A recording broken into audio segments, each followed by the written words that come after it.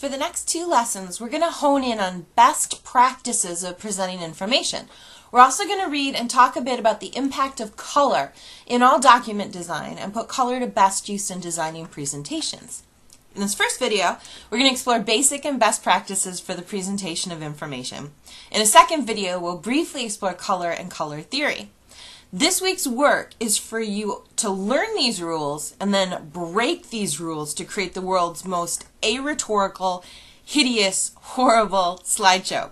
Next week for Lesson 5, we'll read more about presentation design, we'll explore different tools for creating and delivering presentations, and we'll transition to taking these best practices and designing elegant, efficient, well-designed, and well-written presentations. I thus bring you creating and delivering excellent presentations, or creating PowerPoints that do not hurt people. Although I hope you'll find that the principles and discussion here isn't just limited to PowerPoint presentations. PowerPoint is just one presentation tool, but good presentations are about the presenter and the information. That said, I assume that most of you have been the victims of long, horribly designed, horrifically delivered slideshows.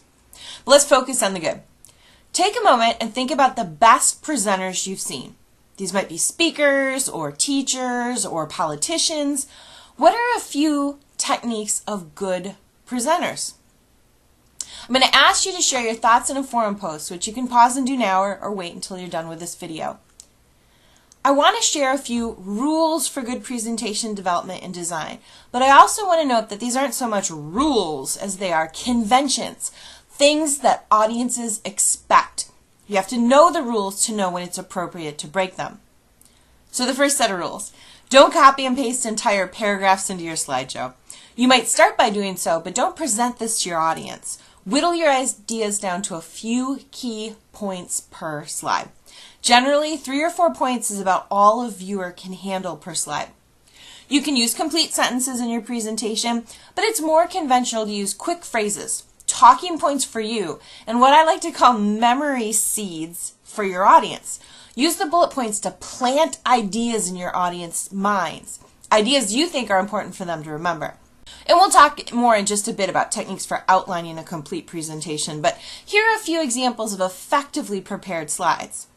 Although I'd like to talk about the context and the purpose of the presentations these came from, that take too much time, so I'm just going to briefly show this example, and this example, and this example as good examples of well-prepared bullet points. Okay, the next set of rules. Readability is crucial. Each slide should have a clear, descriptive heading, and you want to use a large, readable font face and size for your headings, which should contrast with and complement your body text. This example is a pretty information-dense slide, but the author and designer was careful to select a screen-friendly font to keep it readable. And here's another example of a readable title and well-designed content. And another example, which brings us to the third set of rules. You want to adopt a design scheme, whether it's a template or a design you've created that lends consistency across your slideshow. Although you've probably witnessed dozens of slideshows with distracting animations and backgrounds and silly noise effects and transitions, avoid these unless they complement your focus. When integrating visuals, generally use them to illustrate specific points and, if appropriate, explain and preface them in your presentation, either yourself in your script if you're delivering the presentation out loud or in text. We'll look at some horrible slides in a minute, but here are a few examples of visuals integrated well. This example is set up to introduce audiences to an artist's work. This is more technical, showing audiences different types of coupling methods. This includes visual illustrations to complement the focus. And this slide shows an example taken from another source, an example that helps support the author's focus. The fourth rule. This shouldn't be a surprise to any of us. Proofread your work carefully. Often I find when I've created a slideshow, by the time it's ready to go and I'm ready to present, I'm so familiar with the content that I sometimes miss what should be obvious spelling errors and typos. What I'll often do is run through my presentation slowly and backwards, so I'm forced to focus on the content of my slides. I also always practice a presentation before I deliver it, at least once. Reading through your slides silently takes about half the amount of time it takes to go through them out loud. Practicing out loud helps you to smooth things out and get your timing down. Sometimes it won't matter how long your presentation is, but other times you'll be under a tight time expectation and you want to make sure, for instance, that 10 minutes is 10 minutes. Another good practice, if possible, is to test your presentation using a projector if you're going to deliver it using a different computer. Often your presentation might look really different on your screen versus being projected on a large screen. And that brings us to the fifth set of rules. Test your presentation.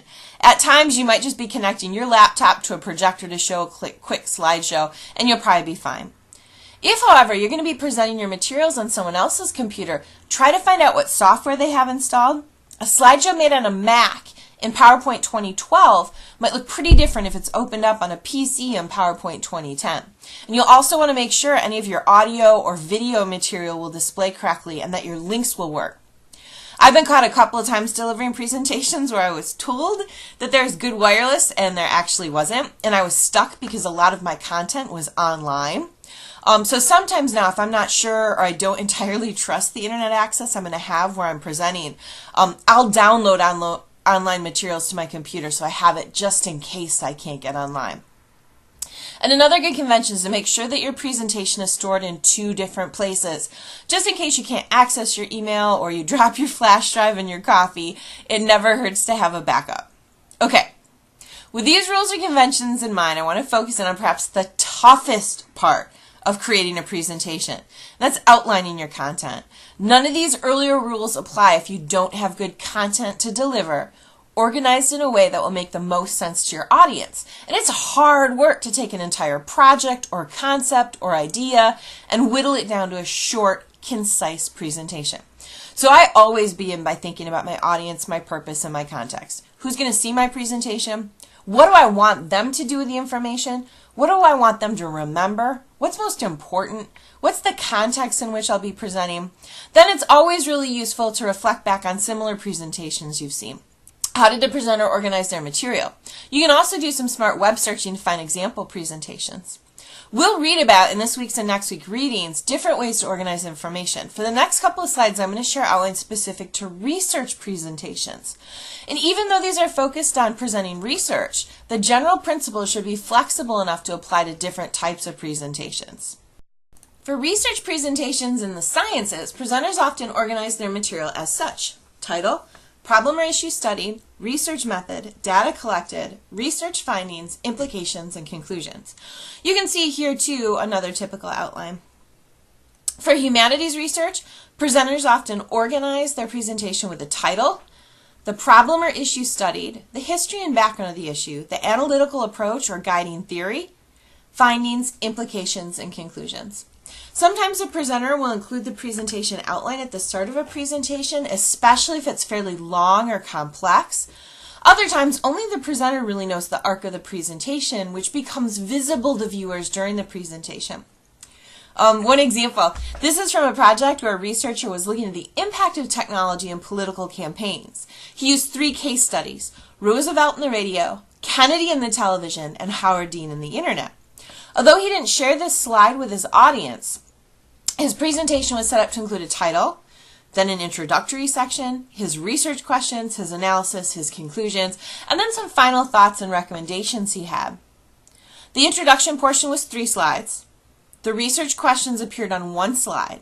His analysis section was about 9 slides, 3 slides per case study.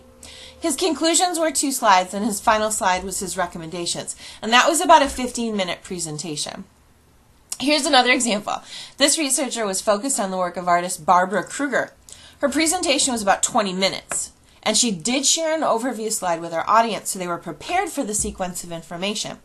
She presented an overview, an introduction that addressed some key concepts, and Barbara Kruger's motivation and importance as an artist.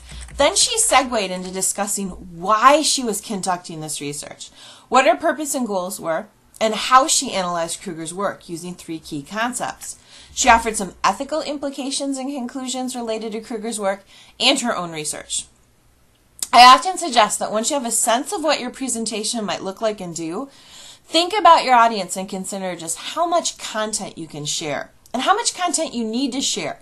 what your audience is going to already know and understand coming into your presentation versus what you have to really unfold and explain for them. A great tool for taking a research project and transitioning it into a presentation is to consider the reporter's questions. What, who, how, and why. That generates some key, crucial content for just about any presentation. Okay, that was a lot of content, and it was quickly. I hope you gathered a few good ideas about presentation preparation and design from this video. This video included what I consider to be excellent examples of well-formatted, well-written, and well-designed slideshow content. In the next video, we'll look at some PowerPoints that have hurt people.